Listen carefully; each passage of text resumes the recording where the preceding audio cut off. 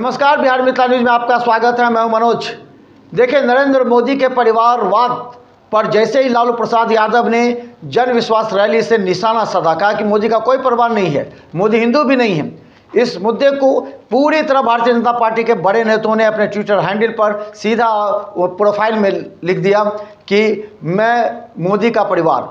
तो इस तरह सभी ने लिख करके एक जवाब दे दिया।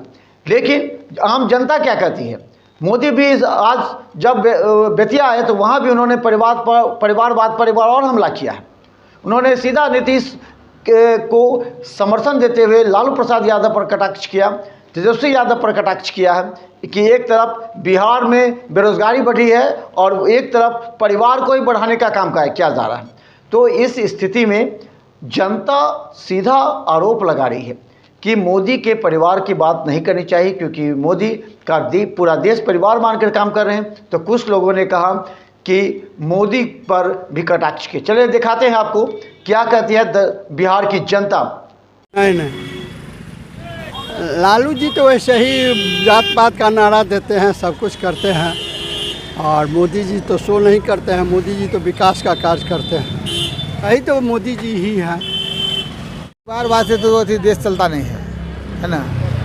देश चलाने के लिए स्वच्छ नेता की ज़रूरत होती है ना। उसमें जो है तो सब निस्वार्थ भाव से जो आदमी देश चला वही नहीं सही है। मोदी जी के पास परिवार है कहाँ?